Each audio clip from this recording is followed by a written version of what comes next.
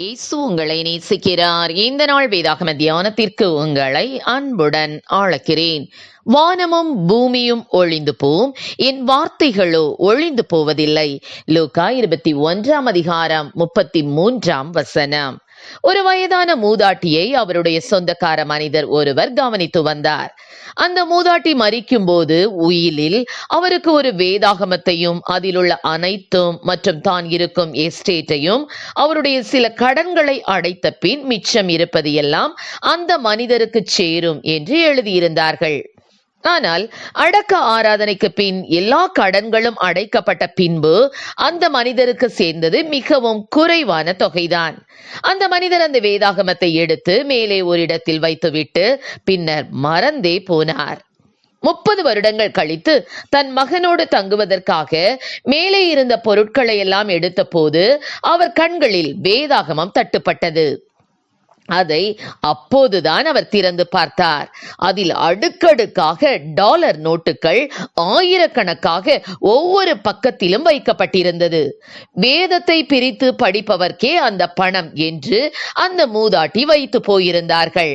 அதை அவர் அறியாதவராக ஒரு ஏழையாய் தன்னை வெறுமையாய் விட்டு சென்றதாக அந்த மூதாட்டியின் மேல் கோபம் கொண்டவராக 30 வருடங்களை கழித்திருக்கிறார். ஆம், எனக்கு அருமையானவர்களே, வேதாகமத்தில் கர்த்தருடைய வார்த்தை வசனம் என்னும் பொக்கிஷம், புதையல், ஆசீர்வாதம் ஏராளமாய் கொட்டி கிடக்கிறது. அதை வாசித்து உரிமையாக்கிக் கொள்பவர்கள் ஆசீர்வாதம் பெறுவார்கள். அப்படிப்பட்ட பல்வேறு சிறப்புகள் வாய்ந்த கர்த்தருடைய வேதத்தை அழித்துவிட பலரும் பல வகைகளில் முயற்சி செய்தனர். அதை அழித்து ஒழித்து விடவும் வரலாற்றில் இடம்பெறாமல் செய்யவும் என்னவெல்லாம் செய்ய முடியுமோ அனைத்தையும் செய்தனர். பாபிலோனியர் முயற்சித்தார்கள், தோல்வி அடைந்தார்கள். அந்தியோகு என்பவன் யூத சமயத்தையும் அவர்களுடைய பரிசுத்த நூல்களையும் அழிக்க நினைத்தான், தோல்வி அடைந்தான். புதிய ஏற்பாட்டு காலத்தில் ரோம சக்கரவர்த்தியான டயோக்ளிசியன் மக்கள் கிறிஸ்தவர்களாக மனம் திரும்பி கிறிஸ்தவம் வலுப்பெறுவதை தடுக்க சட்டத்தின் மேல் சட்டம் பிறப்பித்தான். அவன் ஆயிரக்கணக்கான கிறிஸ்தவர்களை கொன்றான், வேதாகமங்களை சுட்டரித்தான். மிகவும் பெருமிதத்துடன் கிறிஸ்தவ சமயம் அழிக்கப்பட்டு விட்டது, விக்கிரக வணக்கம் புதுப்பிக்கப்பட்டது என ஒரு தாமிர பட்டயத்தில் எழுதினான்.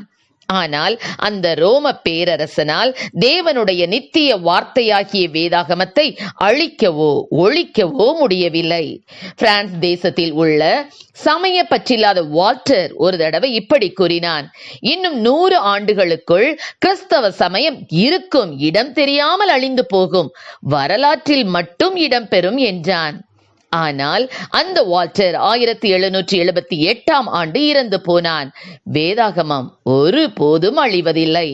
ஆம் பிரியமானவர்களே, வேதாகமத்தை எரித்து போடவும் அழித்து போடவும் துண்டு துண்டாக கிழித்தெறியவும் எடுக்கப்படும் முயற்சிகள் யாவும் தோல்வியடையும்.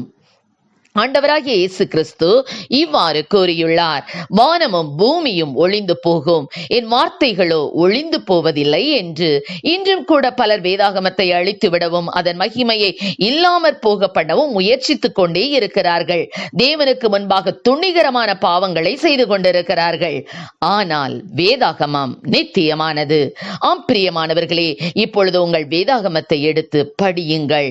அது வெறும் காகிதம் அல்ல, பரிசுத்த தேவனின் வார்த்தைகளை தாங்கி நிற்கும் உயிருள்ள இதய துடிப்புகள். உலகில் பல புத்தகங்கள் அறிவை கொடுக்கும், பல புத்தகங்கள் சந்தோஷத்தை கொடுக்கும். ஆனால் பரிசுத்த வேதாகமம் ஒன்றுதான் அறிவு, சந்தோஷத்தோடு சமாதானத்தையும் இருதய மாற்றத்தையும் கொடுக்கும். அது இயேசுவை, அவர் அன்பை காட்டும், ரட்சிப்பை கொடுக்கும், பரலோக ராஜ்யம் நம்மை கொண்டு போய் சேர்க்கும். அந்த பரிசுத்த வேதாகமத்தை வாசியுங்கள். கர்த்தர் நம்மை ஆசீர்வதிப்பாராக. ஆமென். ஜெபம். எங்களை அதிகமாய் நேசத்தோடு நடத்துகிறீர்கள் அன்பின் பரலோக பிதாவே. அப்பா, கர்த்தருடைய வேதம் குறைவற்றதும் ஆத்துமாவை உயிர்ப்பிக்கிறதுமாய் இருக்கிறது என்று சொல்லி நாங்கள் வேதத்திலே வாசிக்கிறோம். ஆண்டவரே, அவைகள் பொன்னிலும் மிகுந்த பசு பொன்னிலும் விரும்பப்படத்தக்கதும் தேனிலும் தேன் கூட்டில் இருந்து ஒழுகும் தெளி தேனிலும் மதுரம் உள்ளதுமாய் இருக்கிறது என்று சொன்ன வசனங்களை அப்பா ஆண்டவரை வாசிக்கிற நாங்கள் அப்பா இன்னும் ஆண்டவரே வேதத்தின் மேலே வாஞ்சி கொண்டு அதை ஆண்டவரே ஸ்தோத்திர நேசித்து வாசித்து ஆசீர்வாதங்களை பெற்றுக்கொள்ளக்கூடிய கிருபைகளை கொடுப்பீராக. ஆசீர்வதியும். இயேசுவின் நாமத்திலே ஜெபிக்கிறோம் நல்ல பிதாவே. ஆமென்.